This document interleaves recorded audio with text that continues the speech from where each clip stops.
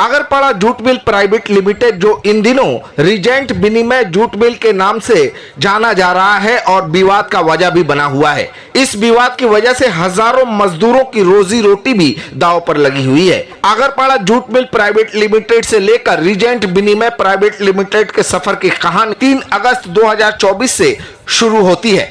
3 अगस्त 2024 की शाम गोविंद सारदा के द्वारा आगरपाड़ा जूट मिल में कब्जा कर लेने की खबर शहर में गश्त करने लगती है और रातों रात आगरपाड़ा जूट मिल का नाम बदलकर रीजेंट विनिमय प्राइवेट लिमिटेड कर दिया जाता है। इस बीच मजदूरों को अपना भविष्य अंधेरे में नजर आने लगता है और उनके जहन में ये सवाल उठने लगते हैं कि जूट मिल का नाम अचानक बदल जाने के बाद उनका पीएफ, उनका ग्रेजुइटी, साथ ही साथ उनकी मेडिकल फैसिलिटी का क्या होगा। और इस दौरान कई मजदूरों को इन परेशानियों का भी सामना करना पड़ा।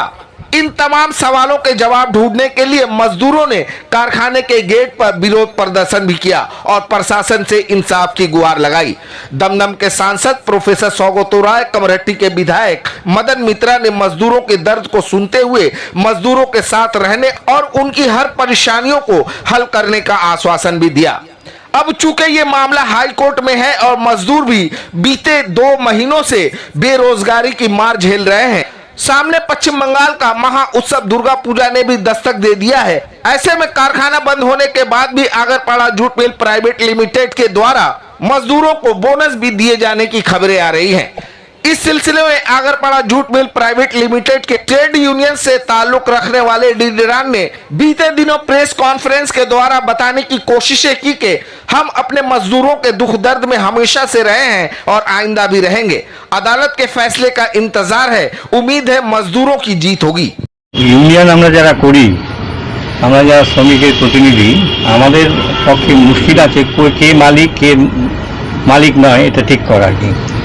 মালিক কখনো শ্রমিকরা ঠিক করতে পারে না কি, কিন্তু অজানা হঠাৎ করে দেখা গেল যে এইভাবে যে মালিক এতদিন যাবৎ চালাচ্ছিল, যার কাছে সমস্ত ওয়ার্কারদের সমস্ত লাইবিলিটি রয়েছে, সব কিছু স্টেক হোল্ডার হিসাবে সে রয়েছে আর কি, এতদিন যাবৎ চালাচ্ছিল, তাকে হঠাৎ করে ছুঁড়ে ফেলে দিয়ে অন্য একটা মালিক এলো আর কি সমস্ত, এবং এসে সমস্ত কিছু চেঞ্জ করে দিল। তার নাম, কারখানার নাম চেঞ্জ, তাকে থেকে শুরু করে সব কিছু মোড অফ পেমেন্ট পর্যন্ত ভাউচারে পেমেন্ট হবে এমন সব ব্যাপার।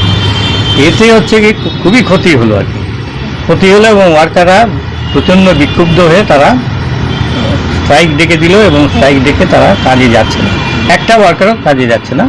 ফলে পুজোর মুখে খুবই অসুবিধা হচ্ছে ওয়ার্কারদের। अभी बोनस पेमेंट का टाइम है। एक तो खुशी का ये बात है, घनश्याम जी सारदा वो मजदूर लोग को सब तलब भी दे रहा है।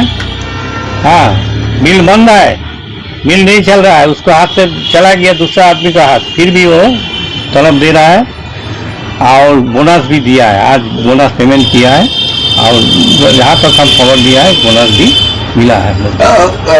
अमंदा, ये किस तरह कितने दिन ये चलेगा? चूँकि जो श्रमिक है वो काम नहीं कर रहे हैं, उसके बावजूद भी आप कह रहे हैं कि उन्हें पेमेंट दिया जा रहा है, तो ये कब तक चलेगा? एक दिन ऐसा आएगा कि उनका पेमेंट भी बंद हो जाएगा, तो खोलने की, कारखाना खोलने की जो बात है उसके लिए आप क्या स्टेप ले रहे हैं? वो तो हम लोग देखिए, हम सेंट्रल यूनियन में भी है, हमारा Bengal jute mill workers union का भी हम पदाधिकारी है, सेक्रेटरी है। हम लोग का प्रेसिडेंट और 21 यूनियन का जितना सेक्रेटरी है, सब कोई हमारा लेबर मिनिस्टर के पास गया था, श्रम मंत्री मलय घटक के पास। बोला जी सरकार का उचित है मिल खुलाने का, जल्दी व्यवस्था करना उचित है, ये मांग लेके गया है। और बोला जी ये तो सही विचार होना चाहिए, एक आदमी अच्छा ढंग से चला रहा था, उसको अगर ये होगा तो कानूनी ढंग से कोई आएगा तो दूसरा बात है, क्योंकि यूनियन और मजदूर लोग मालिक ठीक नहीं करता है, मालिक तो मालिकाना दूसरा होता है, कानूनी ढंग से होता है। तो इस ढंग से गैरकानूनी ढंग से हुआ है और इसके लिए मजदूर का अंदर में ये हो गया, विक्षोभ क्षोभ हो गया, मिल बंद हो गया। हाँ, इसको हम लोग बोला है उनको, तो वो बोला है, मलय घटक जी बोला है हम लोग को, लेबर मिनिस्टर, जो बोला कि ये सब सब्जुडिस हो गया, वो हाई कोर्ट में मामला चल रहा है, उसमें जो सिद्धांत होगा वही हुआ। मगर हम लोग बोला था कि आप इंटरव्यू करके इसको सुधारिए, इसको सही ढंग से होना चाहिए सब कुछ। मालिकाना कौन मालिक होगा आप बता दीजिए, गवर्नमेंट बता देगा, और उसको सही लाइसेंस रहेगा। उसको फैक्ट्री लाइसेंस जो होता है वो सही ढंग से रहना चाहिए, और मिल का नाम चेंज नहीं होना चाहिए सर इस ढंग से। घनश्याम बाबू तो पेमेंट भी दे रहा है, कि सब बोनस भी दे दिया है, इसीलिए सब मजदूर चाहता है कि घनश्याम अभी लौट के आए, उसको सही बात है। हम इस जूट मिल में 2001 से काम कर रहे थे। उस वक्त मालिक गोविंद बाबू थे, और 2007 तक वो मालिक थे। उसके बाद हमारे जो प्रेजेंट अभी मालिक है घनश्याम जी, उनके अंडर में चला है। আগে কে ছিলেন মালিক? গোবিন্দ সারদা এখন 18 বছর लगातार 18 साल से घनश्याम जी सारदा चला रहे थे। हमने उनके दौर में भी देखा, 2002 में लेबर मिनिस्टर अमीन साहब थे। उस वक्त एक कानून लागू किया गया था कि जो नए वैकेंसी होगा उसे फुल रेट पर हम लोग काम कराएंगे। लेकिन यहाँ की जो सरकार थी मार्क्सवादी कम्युनिस्ट पार्टी, और जो एमएलए थे मनोज बाबू, गोविंद बाबू से मिलकर आज भी वो तारीख याद है। कमेटी के मजदूर जो आगरपाड़ा में काम करते हैं वो कभी नहीं भुला सकते। हमारे जितने साथी हैं वो लोग भी प्रतिवाद किए थे, लेकिन वो दौर दूसरा था। और फुल रेट 170 रुपया में फुल रेट करने वाले को 100 पर लाने वाला कौन? यही गोविंद बाबू है थे। और मजदूरों ने एहतजाज किया। जब एहतजाज किया तो बेलगरिया में जब उनके घर गए एमएलए साहब के, तो एमएलए साहब ने गलत अल्फाज यूज किया, लोग खफा हो गए। होने के बाद लोग घर वापस आ गए। बहुत सारे मजदूर काम छोड़कर, तकरीबन 400 से ज्यादा लोग काम छोड़कर बैठ गए गोविंद बाबू के टाइम में। उसके बाद 2007 में जब हमारे घनश्याम जी सारदा आए, मिल को संभाला। मिल की अवस्था बहुत खराब था, वातावरण बहुत खराब था। जब उनके हाथ में आया तो 2007 से लेकर अभी 2024 तक, टिल अगस्त तक, जुलाई तक, 31 जुलाई तक वो चलाए हैं, और बहुत शानदार चलाए थे। मैं मालिक के पक्ष में दलाली करने नहीं आया हूँ। मैं मजदूर की हिमायत में, मजदूर के लिए जो मेरी दिल में जो बात है मैं आपके सामने रखना चाह रहा हूँ कि जब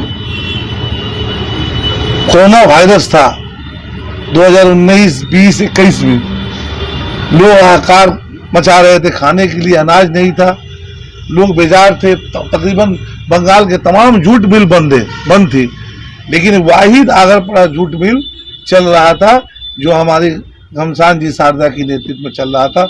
और मजदूर फाका कसी के शिकार नहीं हुए, उनके मुंह पर अनाज तक पहुंचाने वाला यही घनश्याम जी सारदा थे। आगरपाड़ा जूट मिल के मालिक बहुत अच्छे तरीके से बैठकर मीटिंग करके हुस्न खुलबी के साथ मामला को क्लियर कर रहे थे, और आज तक पीएफ का एक भी पैसा बाकी नहीं है।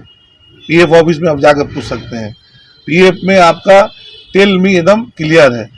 ग्रेजुएटी बहुत सारे, गोविंद बाबू के मिल में जाइए भायानगर, आप हावड़ा जूट मिल, आप लूम टैक्स में जाइए, ऐसे दिगर और भी मिल है। देखिएगा कि पीएफ का पैसा इतना गबन किए है, कहीं पर 30 करोड़, कहीं पर 20 करोड़, कहीं पर 80 करोड़, ऐसे करके उनका नाम बदनाम है। अभी देखिए आप, फिलहाल का खबर बता रहे भायानगर जूट मिल बंद है, हावड़ा जूट मिल बंद है, ऐसे बहुत सारे जूट मिल बंद है। इसको देखकर जो वर्कर, भारत जूट मिल भी बंद है, ये सब देखकर वर्कर एक डरी सी सहमी महसूस हो रहा है कि ये मालिक के नेतृत्व में हम लोग काम किए हैं, जो सजा हम लोगों को मिला, अब ऐसा सजा हम लोगों को नहीं मिलना चाहिए। हम लोग कोर्ट का फैसले का हम लोग सम्मान करते हैं, सरकार के फैसले को हम लोग सम्मान करते हैं। इसी दौरान हम ट्रेड यूनियन के नेता के हिसाब से हम अपने इलाके के प्रिय विधायक मदन मिता जी को हमने फ़ोन किया कि दादा जूट मिल बंद हो गया है, वर्कर बंद कर दिया है और जबरन मिल तक कब्जा हो गया है गोविंद बाबू। दादा ने कहा कि ठीक है 2 दिन बाद मीटिंग बुलाओ गेट पर। जब मदन दा मीटिंग बुलाए, मीटिंग बुलाने के बाद मदन दा ने कहा कि देखिए 2 मालिक की लड़ाई है, आप लोग काम चालू कीजिए। तो वर्कर ने कहा कि मुझे मदन दा कुछ बात कहना है। मदन दा ने उनको माइक दिया।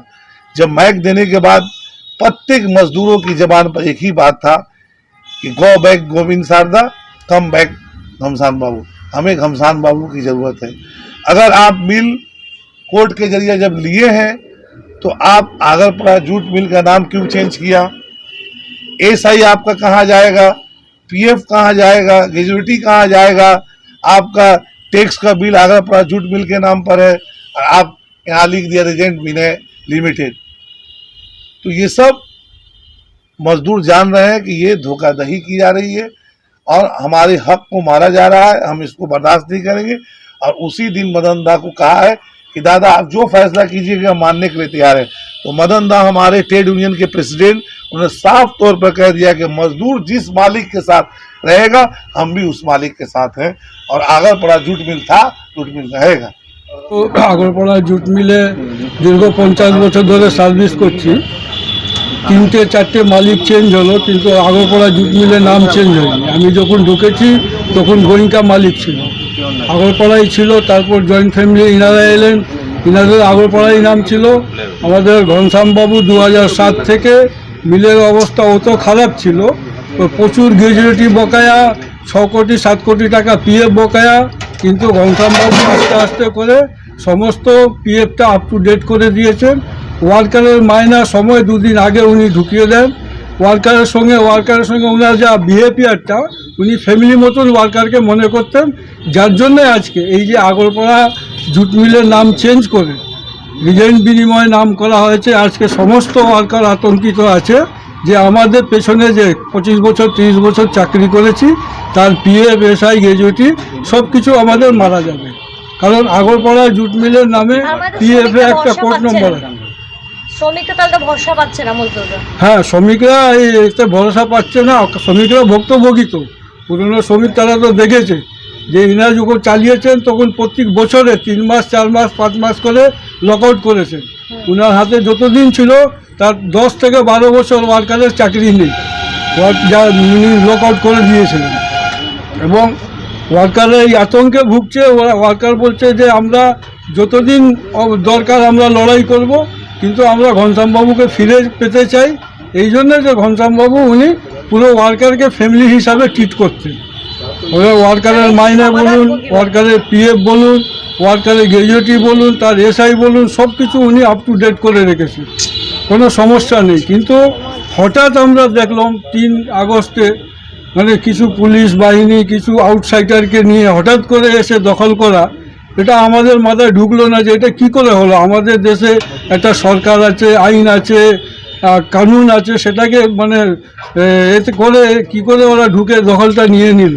তখন ওয়ার্কাররা রাত 1টা-1.5টা পর্যন্ত সমস্ত ওয়ার্কার মিলেছিল। ওয়ার্কারদেরকে জোর করে মিল থেকে বের করে দেওয়া হলো আর ইনি জোর করে দখল করে রিজেন্ট বিনিময় লিখে দিলেন। এবং ওয়ার্কাররা আতঙ্কিত আছে, সে যার জন্য লেবার মিনিস্টারকে বলা হয়েছে, কোর্টে মামলা চলছে। আমরা খুব আশাবাদী যে কোর্ট একটা ভালো ফয়সলা দেবে, যে মালিক আমাদের চালাচ্ছিল তার পক্ষে ফয়সলা দিয়ে ওয়ার্কারদের সন্তুষ্ট করে মিলটাকে শান্তিভাবে চালাবার একটা নির্দেশ দেবে। हमला का जो मामला है चल रहा है, हाई कोर्ट में चल रहा है। हम लोग उसी पर आधारित है कि हाई कोर्ट जो डिसीजन देगा उसी पर हम लोग आधारित है। प्लस ये हमारा आगरपड़ा जूट मिल में 5 यूनियन है।